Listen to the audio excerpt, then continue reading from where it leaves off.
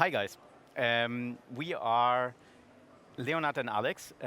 We are part of the ZenDiS. The ZenDiS is the Center for Digital Sovereignty of the public administration, and we are going to talk a little bit about one of our products, which is called Open Desk, which is run on our platform, Open Code. And what we start with is basically something that we would call the €1 billion question. €1 billion, and slightly more even, is the amount of money which is being spent just on the federal state level from the German public administration on licenses as well as consultancy work in regards to software. And many people, also politicians, thought about that number and figured out that there should be a different solution, because after a long time and after spending each year this amount of money, nobody still owns the code and the results which are being built with that. So the Center of Digital Sovereignty was built, which is some sort of mix between the public administration as well as the open source ecosystem. The special part about that is basically that we are a state-owned startup, 100% state-owned, although we are functioning as a private-owned company, so to say, and we are the open source program office for the public administration. And although we are a German body, we act internationally. So we have standing cooperations with countries like France and Austria, as well as the European Commission and also the United Nations. What do we do?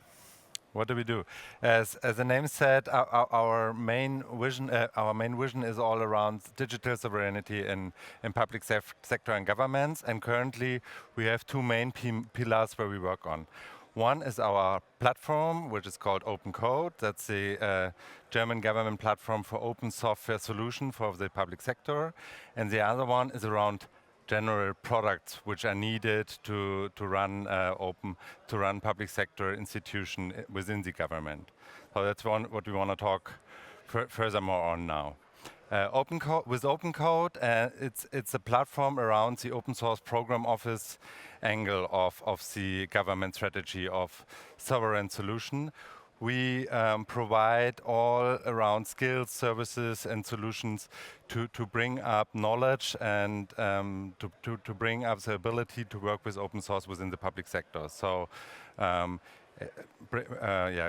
having wikis with all the information we need, defining open source and further on. With Open Desk, With Open Desk, we just have a very simple mission to have a workspace solution which can be deployed anywhere as long as you can run Kubernetes, and that's the only thing. But you have a freedom of choice in regards to how and where to deploy it. Just a quick run through what Open Desk actually is. We just on the past Thursday last week, we just launched our first version of it. It's basically a suite where you have all the tools which you need for a daily life of a public servant. So you have data management, you have also editors, you have obviously email and calculators, you have spreadsheets, you have calendars, you have a project management tool, you have a knowledge management tool, as well as secure video calls and also a chat system. The special thing that we do is that we don't develop everything on our own, but we rely on partners. Partners which you can see on screen right now, who everybody has a product which they, or some of you most definitely would know, are running with sometimes even a 3-digit number or 3-digit million number of users. And what we do with Open Desk is basically create the links between all the different applications so that they can work together. And in that regard, and basically why we have a platform and a product, we got the question, why do we need a platform to build our own products? And many of you maybe also had once an idea and wanted to pitch it to the public administration. And that's where the story begins, basically. Because you always said, like, I have a perfect solution and I want to get it into the public eye. And many of you, and we as well, in our previous lives, so to say, found the way that there are doors which are being locked. And the doors are very hard sometimes to get in. And the The reasons are basically quality and the features. Procurement is always a very heated discussion, I think, as well as security and support. And the question that we have, and we were looking for within our ZenDiS was, how do we make it easier to get in? Yeah, and to solve these entry door questions for the whole sector as once, and not having like 11,000 communes in Germany which just have to solve it all by themselves and on, because that wouldn't fasten up the whole problem. And that's the first step where we came up with open code.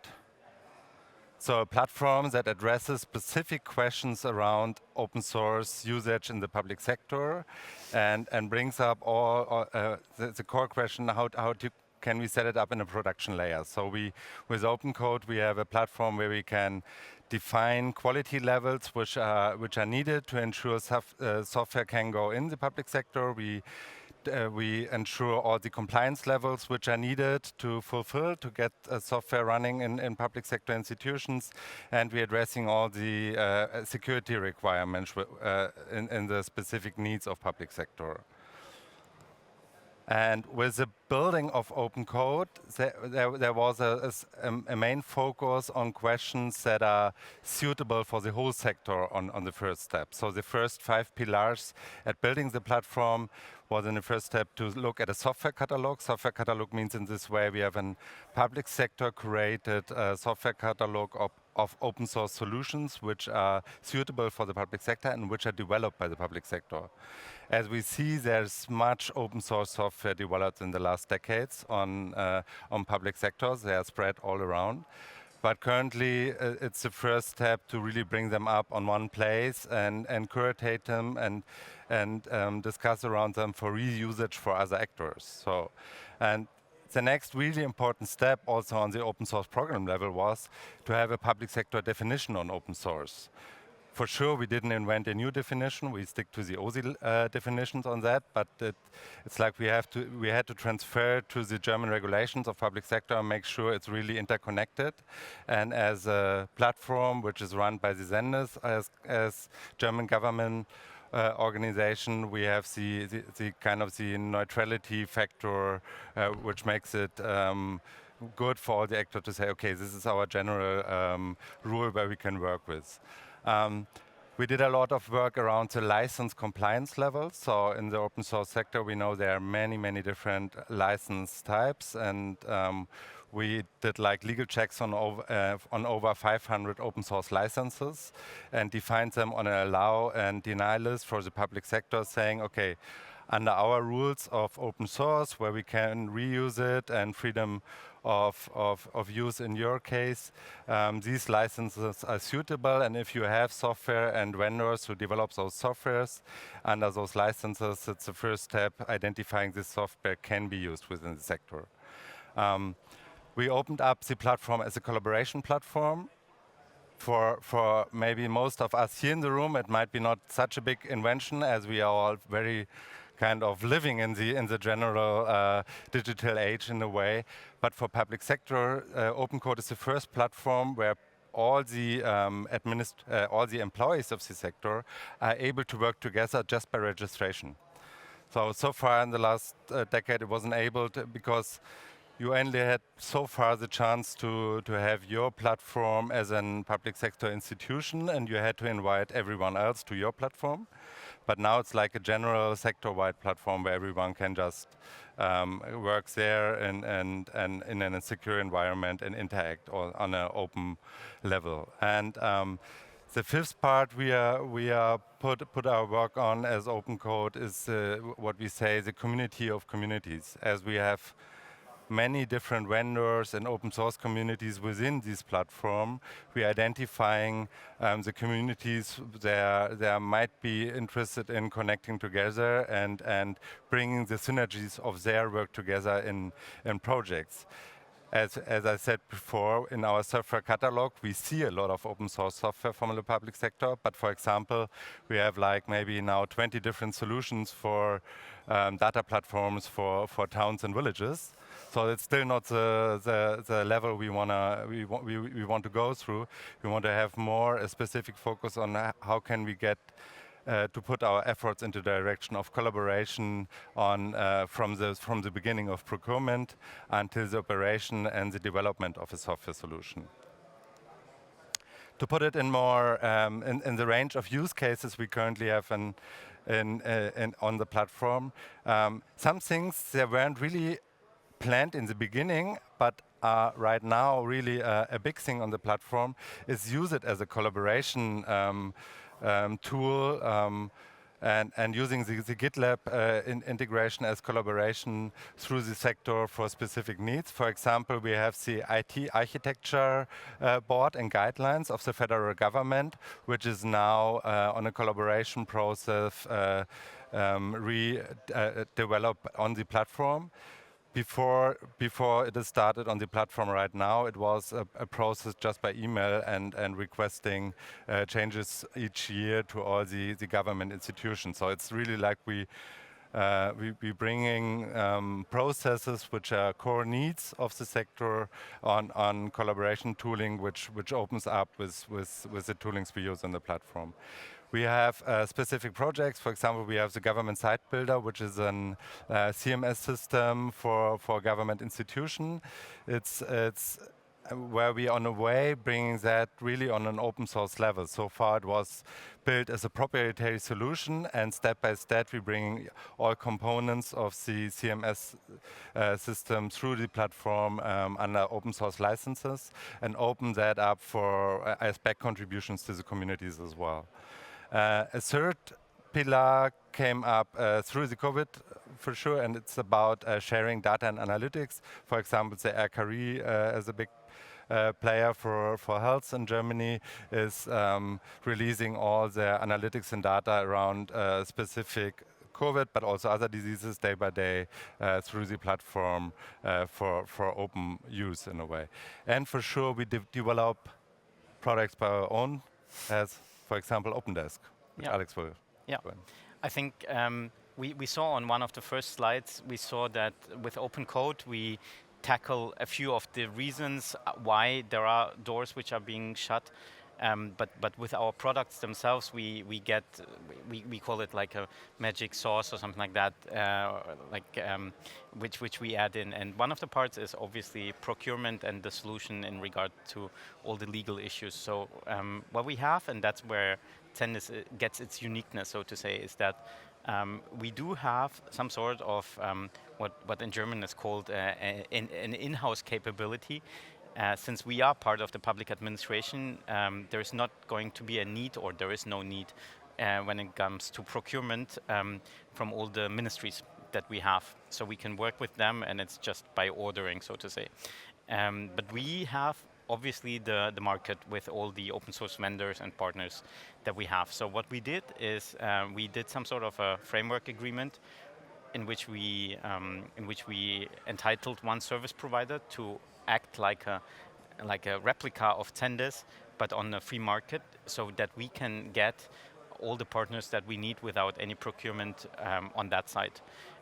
We got partners in regards to software, we got a consultancy as well as a hosting provider, as you could see on the other slide. And I think that this is something where we see not only a solution, so to say, for just us, but also if in the future, and we will talk about that in a minute, of open code, there is going to be a vast majority of products when they are going to be, when they will reach certain standards, so to say, they will also have the ability to join this market together with us.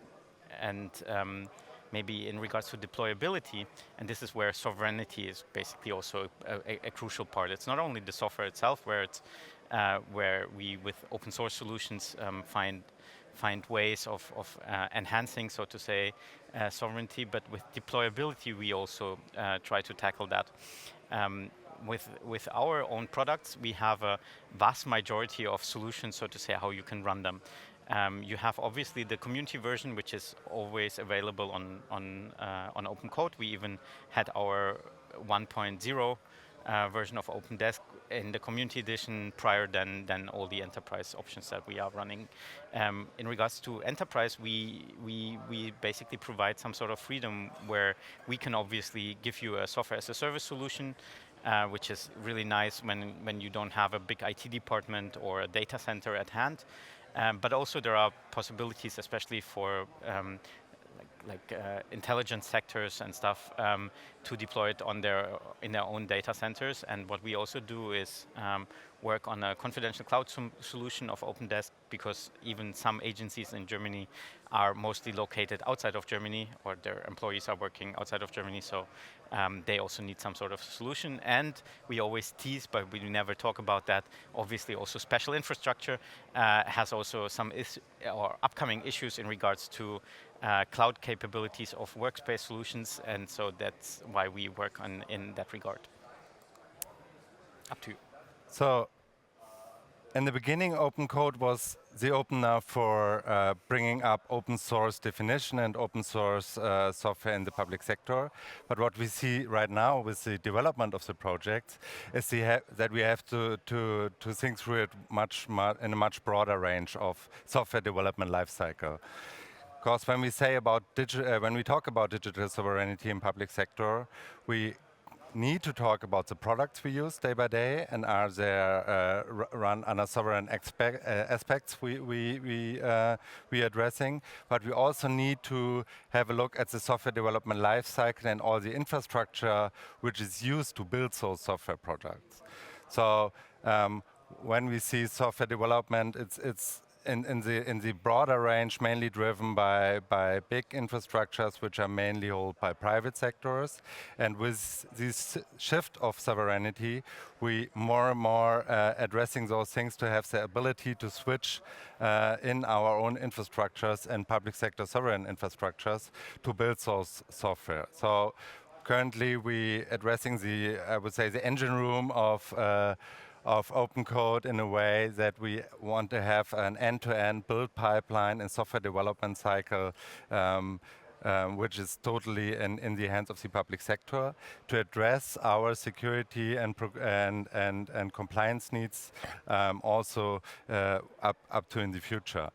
And with the catalog and all the software we're curating on the platform, we open up an ecosystem of more and more smaller pieces of products which are able to integrate with all these special needs of sector. Because on the one side, we have these big solutions in public sector as an open office solutions and stuff like that. But the broader range of system architecture are all these small processes which addressing the around 560 general services which are provided by the government and the state and the communes to all the citizens of Germany.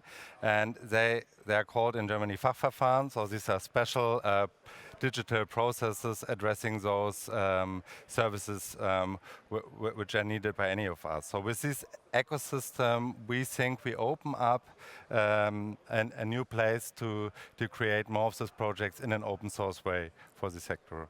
Yeah.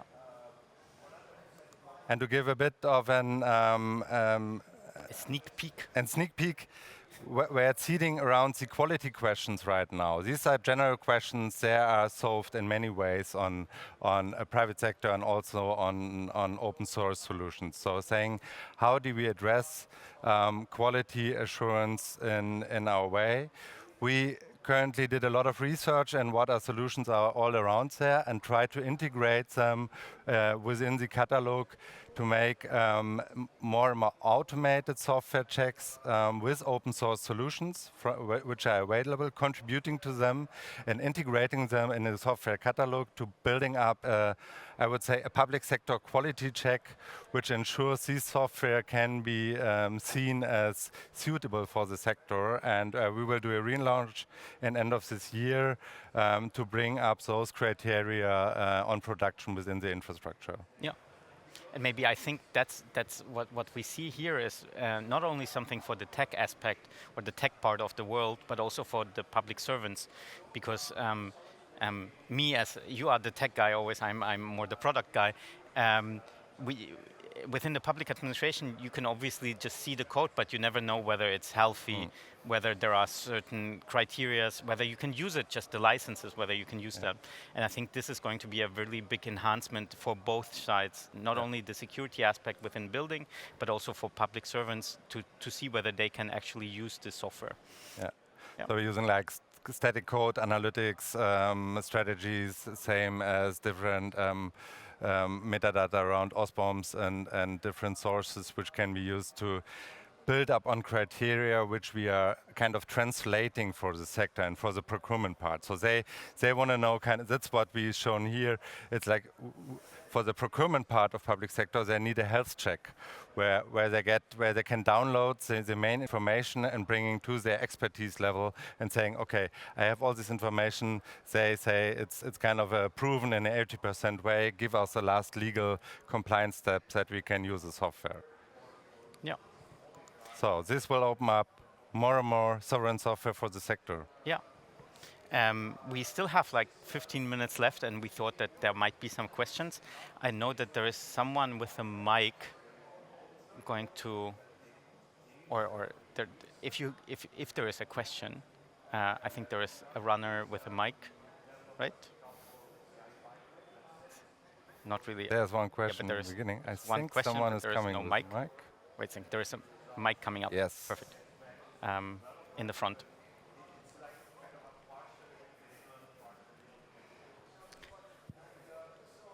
Yeah, thank you for the talk. Nice. I have a question about the sovereign pipeline. Do you compile even the pipeline itself, the infrastructure from source code by yourself? We don't do until now. It's currently it's mainly writing, bringing more white papers into the sector, saying what do we need to learn from general open source development life cycles to open up such an infrastructure. And I think it's a really good momentum right now, saying okay, there is so much, especially open source development on how to build pipeline services around the toolings, and we want to we extend them in the next year's roadmap step by step to the tooling. So, but it's the idea of coming from the step of application building through all the dependencies and building up a step-by-step secure pipeline to go through it. Yeah. So this includes even recompiling Java code, not downloading jar files as binaries from Maven Central or something like that. It depends. I would say in the first step, it's more about the kind of the supply chain and who are trusted actors within the supply chain. I would say in the first step, it's more starting with having a monitoring, because as we see it right now within the public sector, we don't have any really suitable monitoring of open source in the whole sector. We only know there is a lot of open source in the sector, but we just don't know what kind of, how much of that, where is it, and what do we do when there's any security issue or incident. So it's just. And who has created the binary? And who has created the binary? You're right. Yeah. Okay, yeah. Thank you.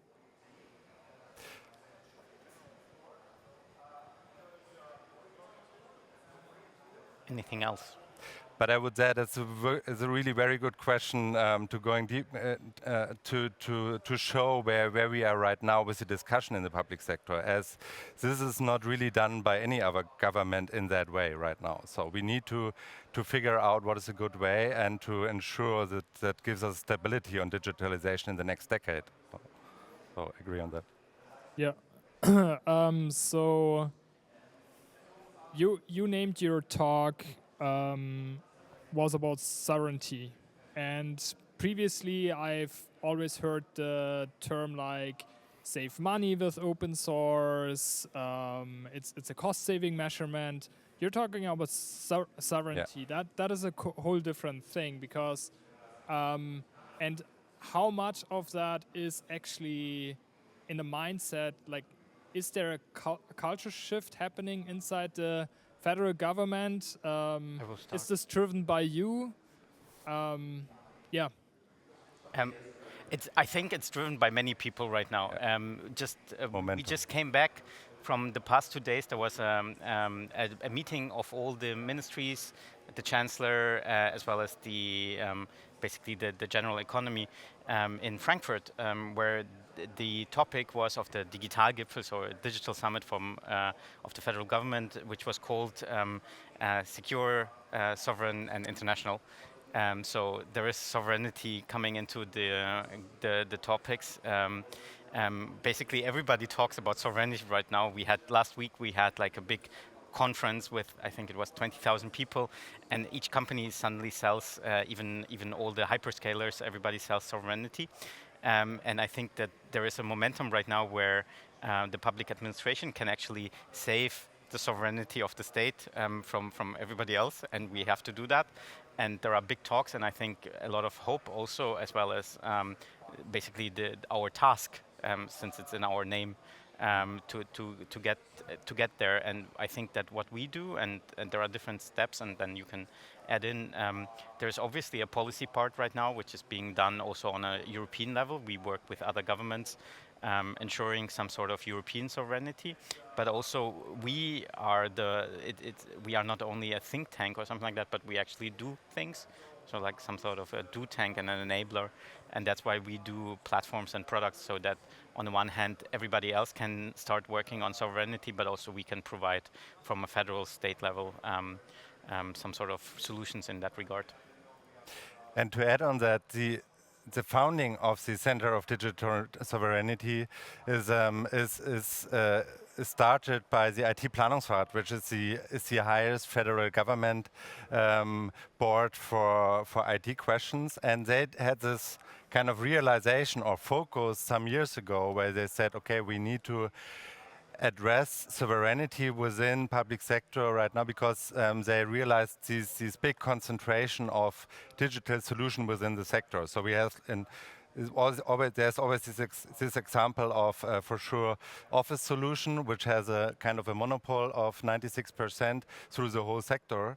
And they came up with a definition saying, okay, we need to define sovereignty as something where we have the option to choose between solutions. And when we are not able to choose a different solution within the sector, we are not sovereign. So that's kind of the work for us at ZenDiS, saying, okay, what does it need? What do we need to reduce those specific problems? And that's why we started with the platform, and also with the solution of OpenDesk, and also with bringing up this definition, there came up this realization, okay, if you look up for tools for better sovereignty within the sector, open source is the best tool. That was kind of the obvious step going that way, and it's also the way how it was discussed in the government. So it was not like we need more open source in this sector. It was we need more sovereignty. How can we do it? And the first tool is open source, and then next we will go on to the operating system, and then sometime also on the hardware level. Okay, and then another question is, how many people are using your solutions? Like how many agencies or regional, local, federal? Yeah. So we launched on Thursday, but we obviously had almost half a year in trials, so to say, and we have, I think, a third of federal government right now trying out, and we are going to switch them from like one after the other, starting I think next week. But that's the federal state level. We have half of the federal states within Germany right now working on ways how they can implement it, and then we have obviously hundreds of municipalities who are requesting it. And we are trying to find a way how they can implement it as well, because the dependencies, that's what Leo just talked about, are the highest on the municipal level, whereas on the federal state level, for example, there are not that many tools that they need to link their office solution, for example. And in regards to the platform, I think we just reached 5,000 different institutions or users. We have around 5,000 users yesterday. With open code. But on the platform catalog right now, we have solutions from, I would say, almost all states already in Germany. And there are specific programs like the Smart City and Region Fund by a ministry. They wrote in their funding program that all the vendors have to publish their code and their solutions on the open code platform.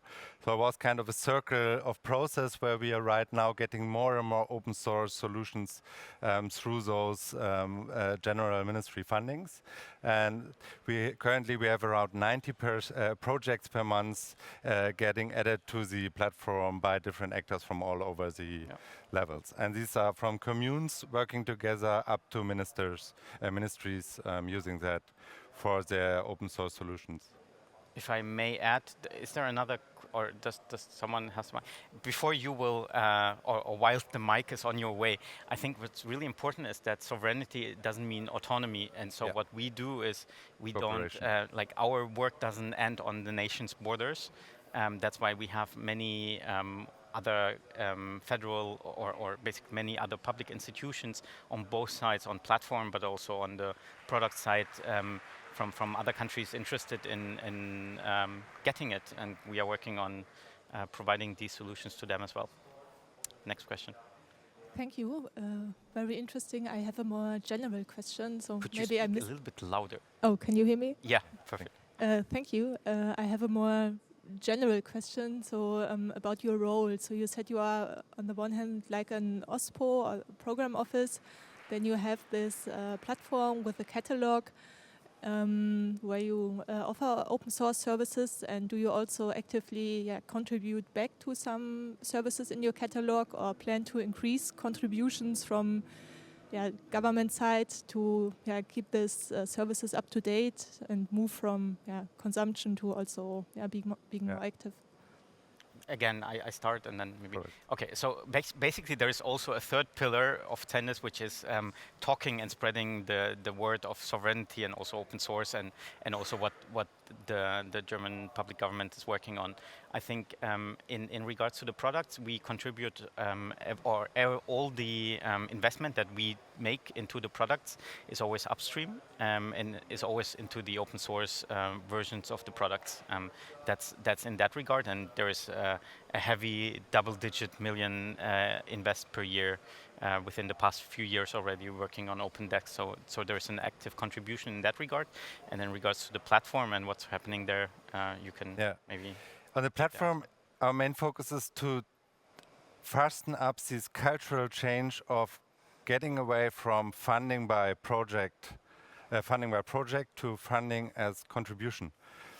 And that's a big shift, actually, and it's not that easy because it's so within the system of federal funding that we need to address many steps on the public sector level to increase those levels. So what we do is a platform making different federal institutions aware of solutions that they're doing kind of similar on their side as well. And if you give us an insight into the scale, we have 11,000 communes in Germany, and they have like communal processes and services, and sometimes on digitalization, they solve them 11,000 times because they don't know where to look up and how to contribute to each other. So the idea about the platform is to bring synergies together and open it up. So it's not always that in this scale, but when it comes to maybe for messenger solutions, we had some years ago this 15 out of 16 federal states had a procurement running on a secure messaging service, which is now one and is on open code. And so it's you can see that it was like a bit shift because we had like all these different 15 messenger solutions, but one big problem with them was they couldn't interact with each other. So when there was a flood, which doesn't stop at the state level, everyone used the WhatsApp. So and that doesn't solve our needs in the sector. So I think there's a lot of things in the past, they made up this realization we need to go new ways and approaches, and we need to figure out how to go through, and that's how it came to ZenDiS and also to open source in this matters.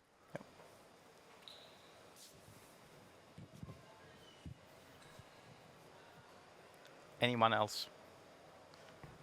otherwise, just visit obviously ZenDiS, but also the English versions of OpenCode and OpenDesk, and you will figure out or find out more information on us, and as well on the platform and the products. Thank you very much. Thanks a lot.